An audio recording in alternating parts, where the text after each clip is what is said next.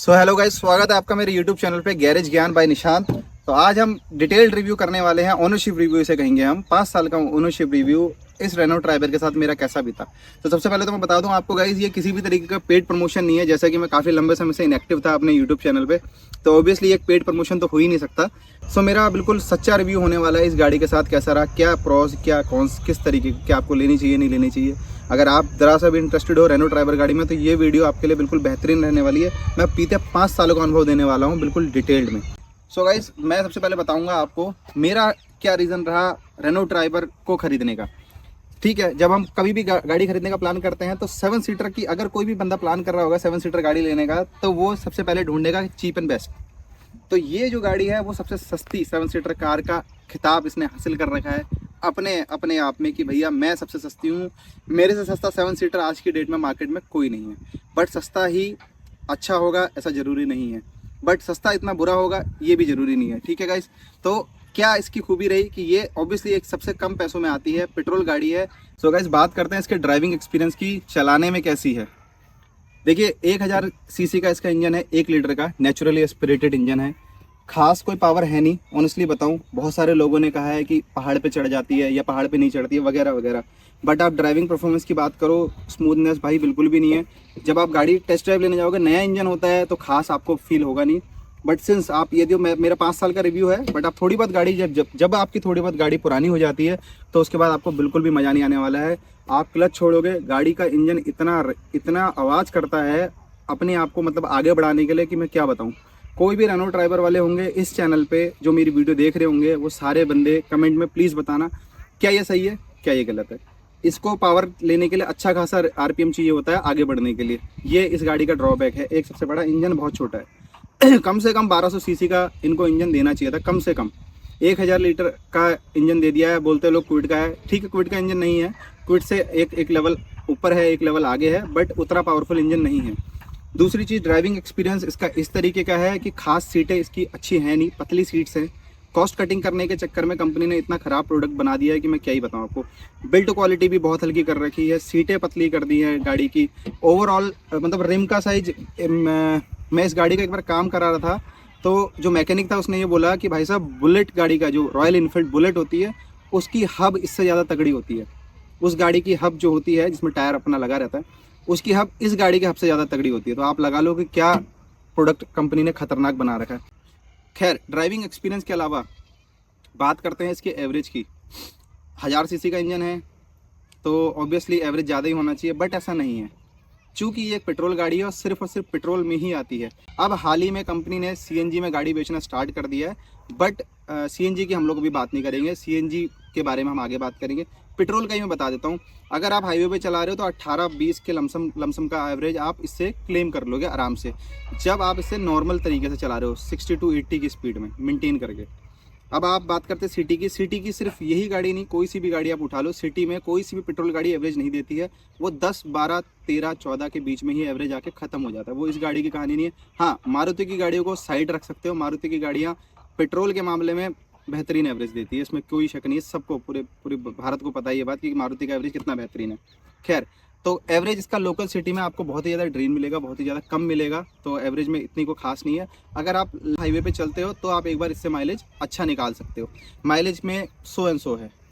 इस गाड़ी के साथ ड्राइविंग एक्सपीरियंस 5 साल का मेरा चलाने का अनुभव कैसा रहा। ये गाड़ी मैंने मोर देन 1 लाख चला दी है और 1.25 लाख के आसपास मोटी मोटी चली होगी, मुझे एग्जैक्टली याद भी नहीं है। तो अभी मीटर की रीडिंग, ओडोमीटर चेक कर लेंगे फिलहाल। अब अगर हम इसके एक्सपीरियंस के बारे में बात करें तो खास अच्छा नहीं है ये। अगर आप पहली बार गाड़ी खरीद रहे हैं, लाइफ में पहली बार गाड़ी खरीद रहे हैं और आपका कम रनिंग है, तो आप इस गाड़ी को प्रेफर कर सकते हो। बट अगर आप रफ एंड टफ और इस तरीके का यूज़र हो तो गाड़ी को खूब चलाना है, दबा के चलाना है, आपको मज़ा नहीं आने वाला है। बस हाँ, आप कॉम्प्रोमाइज़ चलाने वाले हो, लिमिटेड चलाते हो, लिमिटेड ही गाड़ी घर से बाहर निकलती है, 7 लोगों परिवार बड़ा है, तो आपके लिए बेहतरीन ऑप्शन हो सकती है। सो गाइज़, मैं आपको इसकी सीट्स दिखा देता हूँ। सबसे पहले सीट्स कैसी हैं तो आपको पता चल जाएगा कि ये कितनी कंफर्टेबल रहने वाली है, क्योंकि गाड़ी में बहुत बड़ा पार्ट और बहुत बड़ा रोल प्ले करती हैं सीट्स गाड़ी की कि कितनी कंफर्टेबल। आइए देखिए,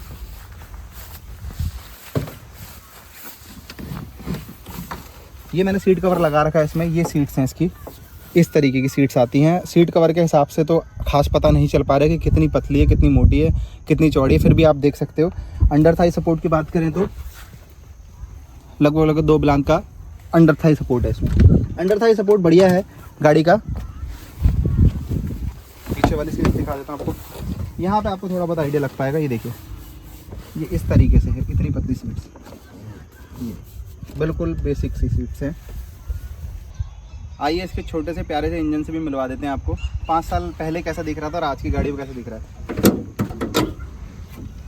ये है गाइस, नई गाड़ी तो बहुत सारी मिल जाती है यूट्यूब पे देखने के लिए, हम आपको पुरानी इसलिए दिखा रहे हैं ताकि आप सच्चाई से रूबरू हो सके।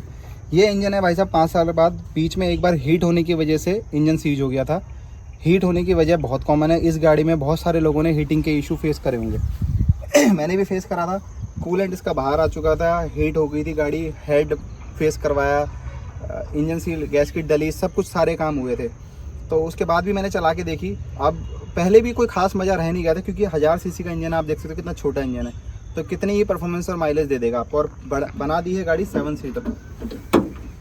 तो गाइज़ अब बात करते हैं इसकी मेंटेनेंस और सर्विस की, जो कि एक गाड़ी का बहुत ज़रूरी पार्ट होता है। मेंटेनेंस एज सच खास है नहीं, जितनी भी नॉर्मल गाड़ी की मेंटेनेंस रहती है लगभग इसकी भी उतनी है। और बात रही सर्विस की, सर्विस गाइज शुरुआत में तो ऑब्वियसली बाहर मत कराइएगा, नई गाड़ी है आपकी, थोड़े समय बाद आप बाहर करा सकते हो, रूटीन सर्विस हो जाती है, कोई ऐसी बड़ी दिक्कत नहीं है। क्विड की ही सिस्टर गाड़ी है तो ऐसा कोई खास दिक्कत आती नहीं है। क्विड के साथ, क्विड का काम भी, क्विड भी मार्केट में बहुत सारे लोगों के पास है और बहुत सारी मतलब फेमिलियर गाड़ी है क्विड, तो इतनी दिक्कत आती नहीं है सर्विस और मेंटेनेंस के मामले में। बट एक सबसे बड़ा इसका ड्रॉबैक, सबसे खतरनाक जो है, आप बड़ा हैरान हो जाओगे जान के कि कंपनी वाले इसके स्पेयर पार्ट्स बाहर नहीं देते हैं। मतलब आप समझ लो, आपको बाहर अगर आप सोचो कि आपकी गाड़ी का छोटा सा भी कुछ सामान चाहिए आपको, जो कि पार्ट्स अब जनरली बाहर जल्दी से मिल नहीं पाते हैं, बट कंपनी से अगर आप लेने जाओगे तो कंपनी वाले कंपनी के अंदर ही गाड़ी बुलाएंगे इसकी, चाहे वो कितना भी छोटा पार्ट हो। मेरी गाड़ी का शीशा साइड से टूट गया था, मुझे आज भी याद है, और करीब 70 किलोमीटर दूर मैं गाड़ी का शीशा डलवाने गया था। आना जाना मेरा एक दिन, और गाड़ी के अंदर जाने के बाद वो शीशा के साथ साथ उसका लेबर चार्ज भी मुझे देना पड़ा, जबकि शीशा लगाना मैनुअल शीशे हैं इसके गाइस, कोई भी इसमें कुछ है नहीं ऐसा, तो इसका शीशा लगाने के लिए उन्होंने मुझसे अच्छा खासा पैसा चार्ज कर लिया था। तो ये एक बहुत बड़ा मतलब मुझे बेकार चीज़ लगी। आपकी गाड़ी बड़ी दूर है तो आप कंपनी जाओगे, जॉब कार्ड खुलवाओगे, अपना दिन खराब करोगे, तेल पानी पैसा सब जाएगा इसमें। तो मारुति की गाड़ियाँ या किसी और महिंद्रा, ये सब लोग आफ्टर मार्केट आपको पार्ट्स वगैरह प्रोवाइड करा देते, तो इन चीज़ों से आप बच जाते हो। तो ये इसमें प्रॉब्लम है। तो मेंटेनेंस और सर्विस तो हो गई। तो अब मैं बताता हूँ आपको, जो इस गाड़ी को ऑन करने के बाद आपको हर दूसरे दिन यूजुअली, या कोई भी किसी भी गाड़ी को ऑन करता है तो उसको अक्सर क्या दिक्कतें आती हैं। वो अक्सर जो दिक्कतें मैंने इस गाड़ी के साथ फेस करी वो ये, इस गाड़ी का एसी इतना ज़्यादा ख़त्म है कि मैं क्या बताऊँ आपको। अगर आप थोड़ी सी भी ठीक ठाक गर्मी पड़ गई है और आप एसी से सोचो कि एसी का मज़ा लेते हैं, भाई एसी बिल्कुल इसका न्यूट्रल हो जाता है, बिल्कुल न्यूट्रल, बिल्कुल मतलब बेसिक सा काम करता है। तो काफ़ी कुछ करा के भी देख लिया मैंने, कुछ हुआ नहीं, क्योंकि समझ में आया कि भाई 1000 सीसी के इंजन से आप कितनी जान निकाल दोगे क्या उसकी। तो बस ये वाली बात है। इस इंजन से इतने ही एसी की पावर आप एक्सपेक्ट कर सकते हो जितनी ये देता है, जो कि ना के बराबर है। एक तो एसी का प्रॉब्लम है, दूसरा प्रॉब्लम ये है कि इस गाड़ी में पुरानी होने के साथ साथ ये जो है, ये देखिए, ये ढीला हो चुका है, ये ढीला हो चुका है। इसके काफ़ी सारे जो ये दरवाजे के पार्ट्स हैं ये ढीले हो चुके हैं।